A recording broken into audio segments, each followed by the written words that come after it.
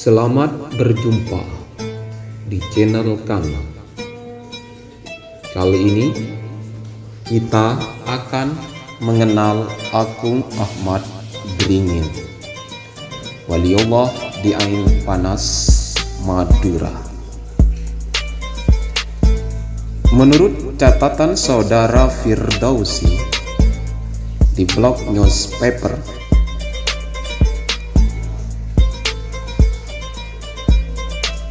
Kabupaten Sumeneb memiliki banyak destinasi religi dan meninggalkan beberapa situs bersejarah di beberapa kecamatan.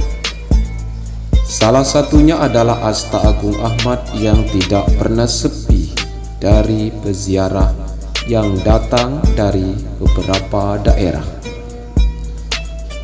Yang paling banyak datang dari warga Kecamatan Ganding, Guluk-Guluk, ada pula datang dari Pamekasan dan Sampang.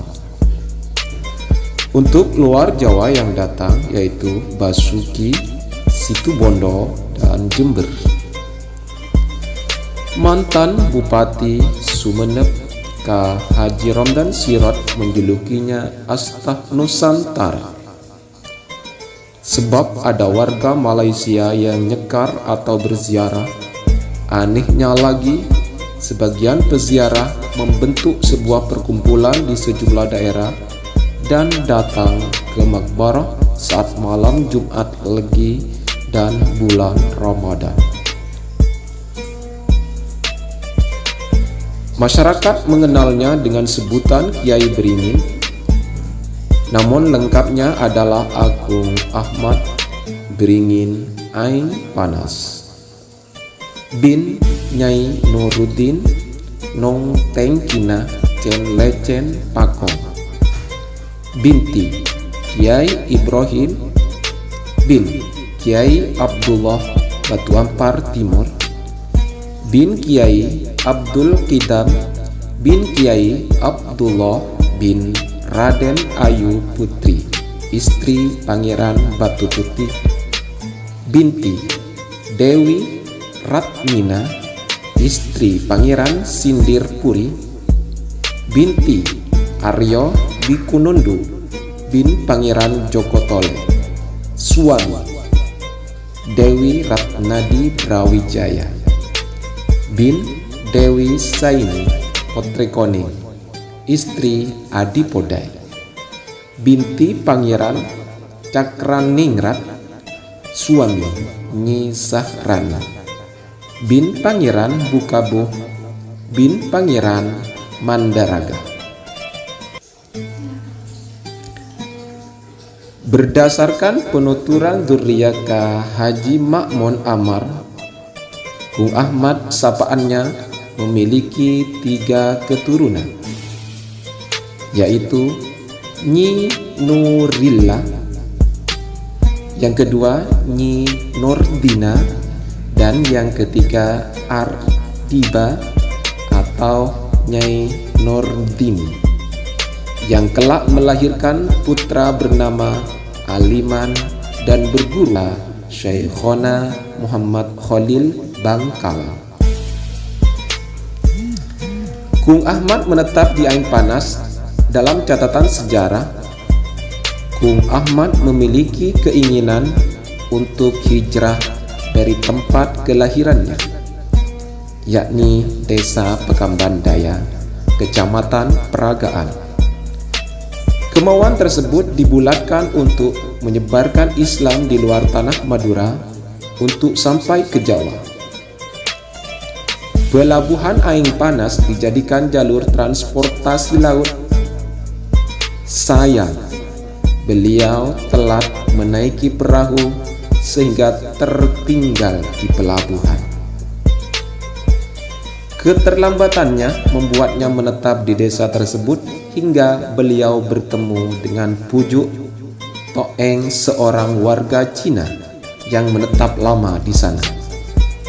Pertemuan kedua tokoh tersebut semakin memanas, sebab Gung Ahmad ditantang untuk berdiskusi. Jika kalah, ia akan masuk Islam. Kenyataannya Pujuk Toeng kalah berdiskusi dan berdebat hingga ia menepati janjinya untuk mengucapkan kalimat syahadat. Kemenangannya, Gung Ahmad dihadiahi tanah dan diminta untuk mengurungkan pergi ke Jawa atau menetap di desa yang terkenal dengan pemandian air hangatnya, yakni Ain Panas. Sejak itulah beliau melakukan syiar Islam dengan mendirikan surau. Misi dakwahnya disetat ke arah timur Ain Panas sebab desa perinduan masyarakatnya sangat kosmopolit. Menurut penuturan Durriyah, beliau juga diamanahi oleh raja untuk menjadi imam di masjid kuno Sumenep yang bersebelahan dengan keraton raja. Selain itu, segala keputusan yang berhubungan dengan hukum agama, beliaulah yang memberikan jalan keluar pada raja. Sebab beliau alim, ahli di bidang ilmu alat atau bahasa Arab dan fikih. Ditambah lagi memiliki ilmu laduni. Hubungan kedekatan ini terus berlanjut setelah beliau wafat dan diteruskan oleh menantunya yang bernama Agung Muhammad bin Abdul Karim, Pebalan Pasongsongan. Konon berakhir di masa Tinteresau. Kewaliannya tampak ketika beliau mengajar kitab kuning pada santri di pesantren kecilnya, seperti makhluk halus atau sebangsa jin pun ikut menyimak saat beliau mentransfer ilmu pada santri. Setiap mengajar, perwujudan makhluk gaib tersebut berwujud hewan seperti ular, buaya, dan sejenisnya. Karomah amalia dan peninggalan Gung Ahmad. Menurut Kiai Ma'mun, madhab almarhum adalah Syafi'iyah. Salah satu wiridan yang dikenal di kalangan masyarakat adalah membaca sholawat Nabi dan surat Al-Ikhlas. Menurut cerita, konon beliau berangkat ke tanah suci cukup berjalan di atas air. Salah satu peninggalan Gung Ahmad yang termasyhur di kalangan masyarakat adalah suraunya. Saat ini sudah tidak ada lagi, dan 2 buah Al-Quran kuno yang beliau tulis menggunakan tangan. Selain itu, yang bisa diteladani oleh anak cucu dan santrinya adalah tidak tidur di tengah malam atau bangun tengah malam, memperbanyak membaca sholawat Nabi dan surat Al-Ikhlas, serta anak keturunannya diwajibkan mengajar.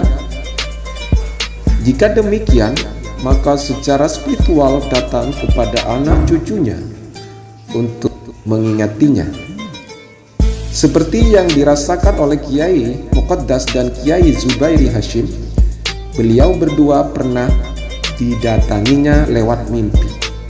Dengan demikian, wajar jika keturunan Agung Ahmad banyak memiliki surau, pesantren, dan madrasah demi melanjutkan misi seluruhnya.